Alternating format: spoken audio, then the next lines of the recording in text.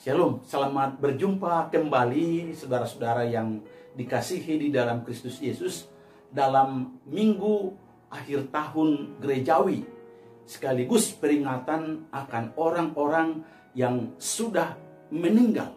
Minggu 22 November 2020. Tetapi sebelumnya, marilah kita berdoa. Damai sejahtera yang melampaui segala akal, yang datangnya daripada Kristus Yesus Tuhan kita, kiranya menyertai hati, pikiran, perasaan, dan seluruh hidup saudara di saat mendengarkan sabdanya hari ini. Amin. Firman Tuhan untuk kita minggu ini diambil dari Matius 25 ayat 31 sampai ayat yang ke-46. Dan bahan bacaan dari Yehezkel 34 ayat 11 sampai ayat yang ke-16 dengan tema penghakiman terakhir. Sekali lagi, penghakiman terakhir. Saudara-saudara yang dikasihi di dalam Kristus Yesus, minggu ini kita sudah masuk pada akhir tahun gerejawi ya, tidak terasa. Dan sekaligus juga minggu ini adalah ujung tahun Parkuriaon yang juga peringatan akan orang-orang yang sudah meninggal. Parningotan di aka naung monding. Sebenarnya bukan supaya kita bersedih mengingat mereka, tetapi juga sebenarnya mengingatkan kita bahwa kita juga pasti meninggalkan dunia ini menuju kepada kekekalan. Ada kata orang bijak yang berbunyi memento mori, ingatlah akan hari kematianmu. Sembari kita mengingat keluarga kita, sahabat, teman, dan juga saudara-saudara kita yang telah pergi meninggalkan kita, kita juga menyadari bahwa kita juga pasti akan meninggalkan dunia ini, karena segalanya akan berlalu. Seperti bunga semaraknya akan layu, dan juga seperti rumput yang juga akan kering. Berarti semuanya terbatas. Hari-hari kita, tahun-tahun kita juga terbatas dan pasti menuju kekekalan. Tapi saudaraku, di dalam saat keterbatasan waktu kita, inilah di saat kita menuju kekekalan, inilah kita sebenarnya mempersiapkan diri, apakah masuk surga atau justru masuk neraka. Dan saya percaya kita pasti mempersiapkan diri untuk masuk surga. Nah saudaraku, dalam rangka memperingati minggu akhir tahun gerejawi dan peringatan akan orang-orang yang sudah meninggal, kita diajak firman Tuhan hari ini dengan tema penghakiman terakhir yang memang diungkapkan oleh perikop kita hari ini, yang secara jelas menyatakan bahwa Yesus yang adalah Raja di atas segala raja, Tuhan di atas segala Tuhan, pasti datang kembali ke dunia ini dan akan bersemayam nanti di tahta kemuliaannya sebagaimana dikatakan oleh Yohanes dalam Wahyu 20 ayat 11 dan 12. Dan saat dia datang ke dunia kedua kalinya ini, ke dunia ini akan diiringi oleh malaikatnya untuk menghakimi setiap kita manusia dengan cara memisahkan kita, memisahkan semua umat manusia seperti gembala memisahkan kelompok domba dan juga kelompok kambing. Yang harus kita ingat saudaraku, bahwa saat kedatangan Tuhan Yesus kembali, suka atau tidak suka, senang atau tidak senang, ya, siap atau belum siap, kita akan dibagi dua kelompok sebagaimana saya ungkapkan tadi. Kelompok yang satu berada di sebelah tangan kanannya, yakni kelompok domba.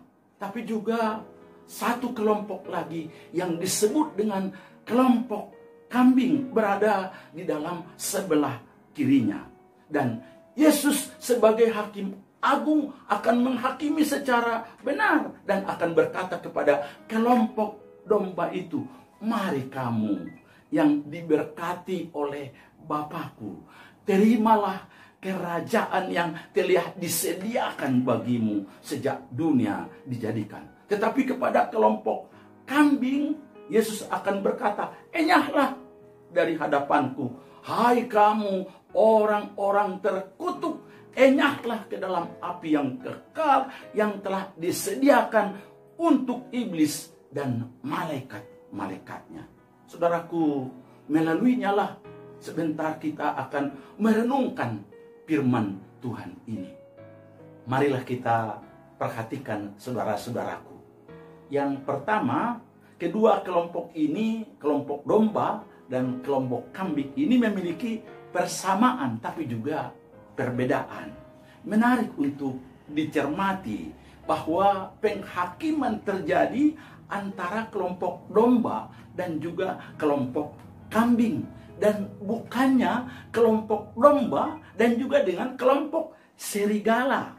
Rupanya saudaraku, perbedaan antara kelompok yang baik dan kelompok yang jahat, atau kelompok yang benar dan kelompok yang tidak benar, atau yang terkutuk, atau orang percaya dan yang tidak percaya, itu hanya tinggal serambut dibelah 7.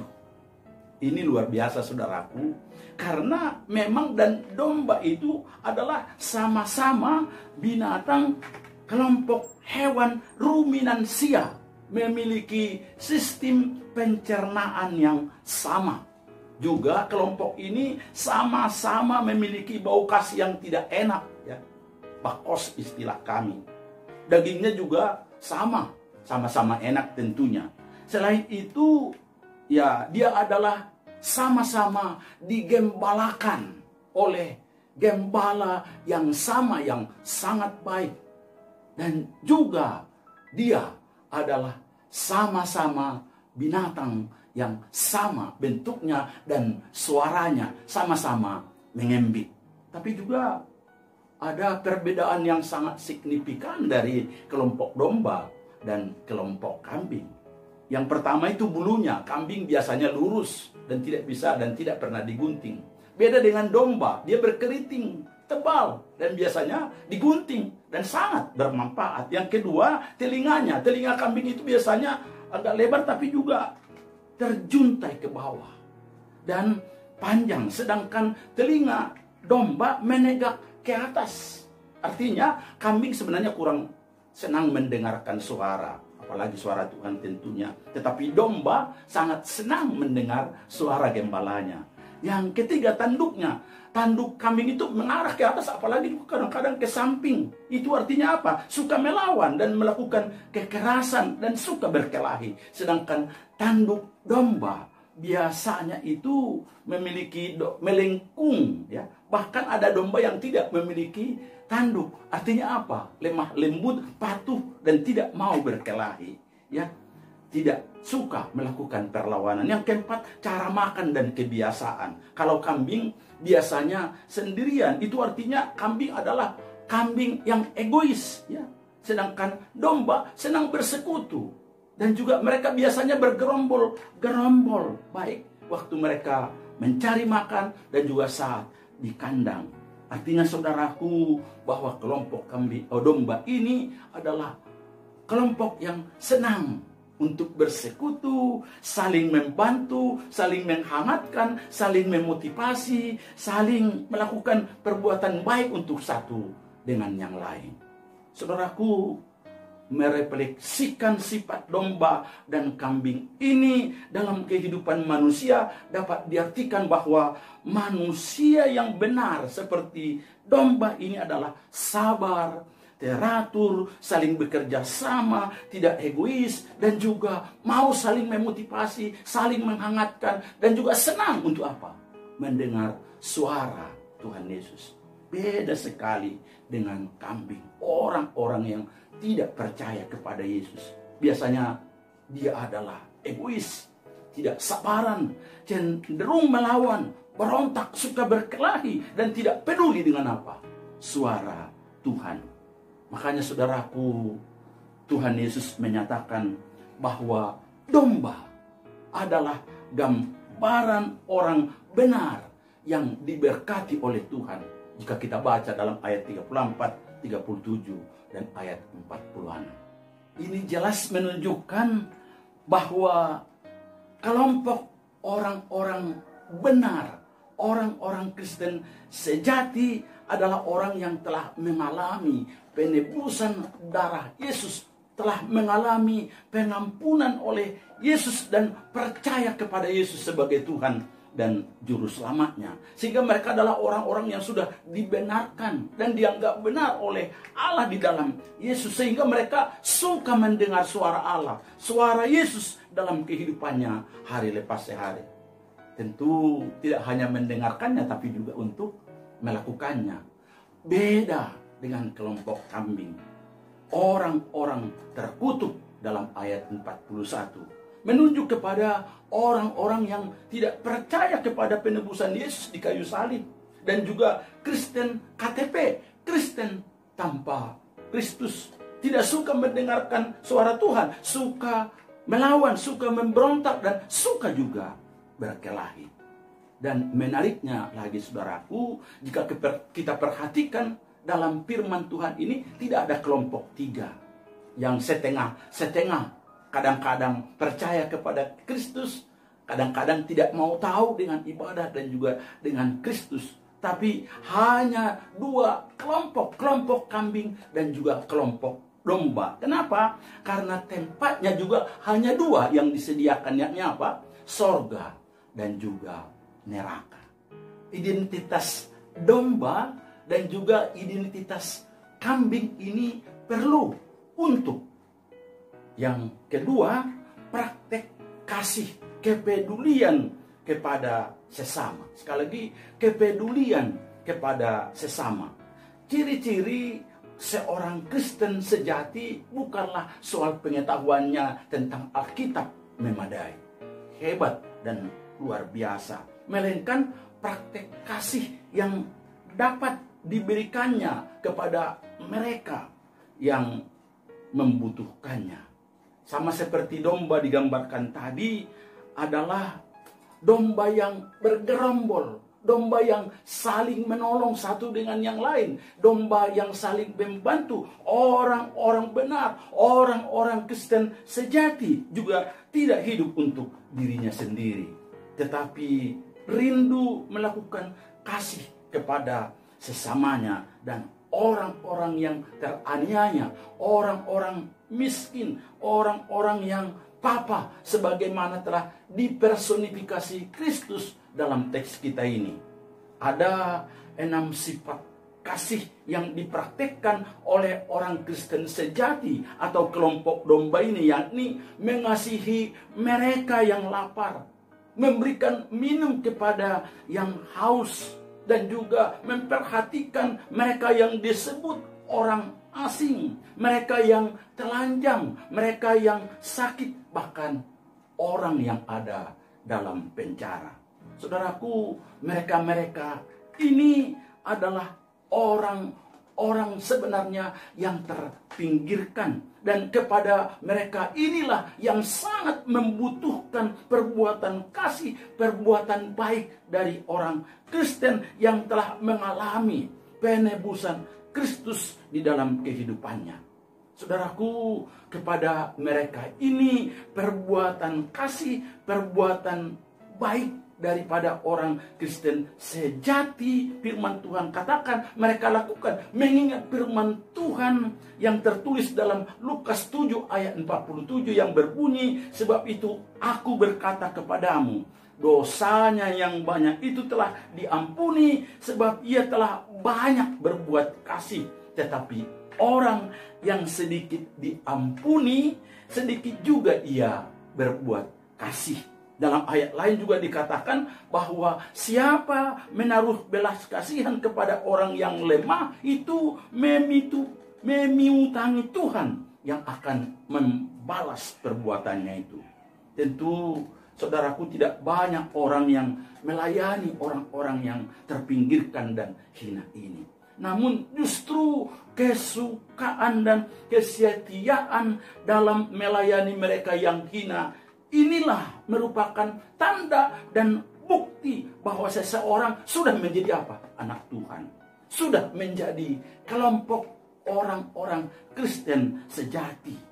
Hanya yang pernah memang mengalami, ya, apa artinya dilayani saat dia hina, saat dia berdosa, saat dia mengalami sesuatu yang sulit, ya, yang dosanya telah diampuni, pasti punya hati yang tulus untuk melayani siapa saja tanpa pandang bulu.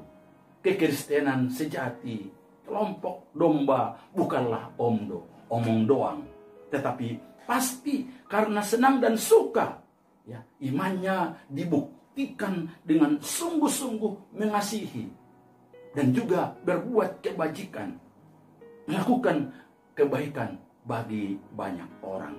Beda sekali dengan kelompok kambing, karena mereka hanya hidup egois, hanya untuk dirinya sendiri, enggan melakukan yang baik, dan sekiranya juga mereka berbuat baik, mereka rindu dipuji-puji dan juga dipamerkan kepada banyak orang, karena jelas mereka belum memiliki kasih Yesus, sehingga pasti juga tidak memiliki hati Kristus untuk melayani dan berbuat kebajikan kepada orang-orang yang lemah.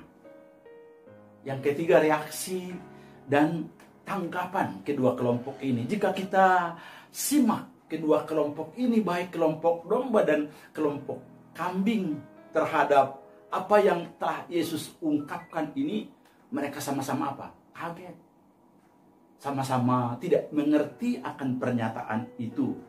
Tetapi perlu kita simak bahwa kelompok domba atau orang benar ini justru merasa tidak benar. Itu bisa kita baca dalam ayat 37 dan 39. Sebaliknya kelompok fasik ini, kelompok kambing ini justru merasa apa?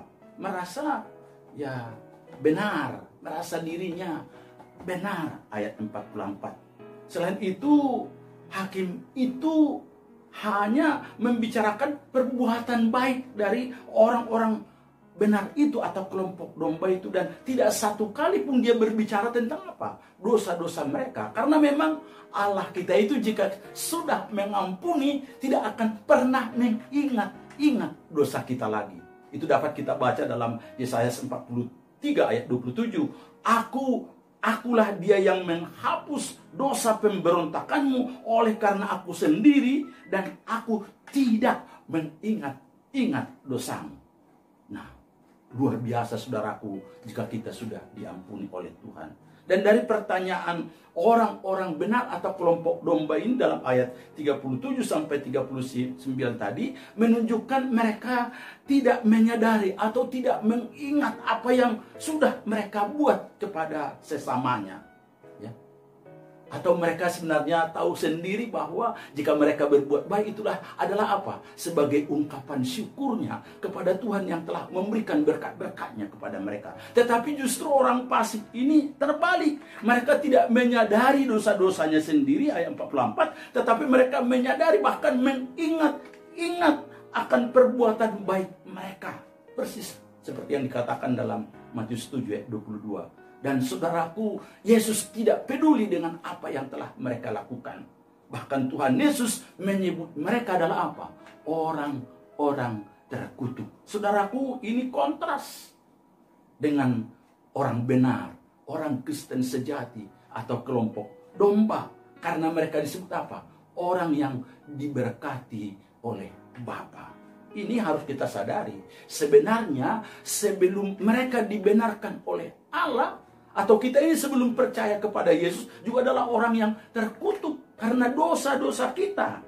Tetapi Yesus telah mati di salib untuk apa? Memikul kutuk kita sendiri. Itu dapat Anda baca dalam Galatia 3 ayat 13. Dan karena kita sudah percaya kepada Yesus, maka di atas hidup kita, dalam hidup kita tidak ada lagi kutuk. Dan kita akan disebut sebagai apa? Orang yang diberkati oleh Bapa. Tetapi Orang yang tidak percaya akan penebusan Yesus yang telah menyelesaikan kutuk akan tetap terkutuk karena dosa-dosanya, karena memang hanya Kristus yang sanggup memikul kutuk dosa dan kutuk kematian. Tidak ada orang yang lain.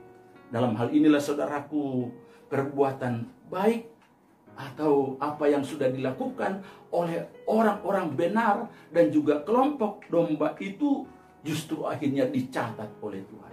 Tapi perbuatan baik orang-orang fasik atau kelompok kambing, orang-orang terkutuk ini tidak diperhitungkan.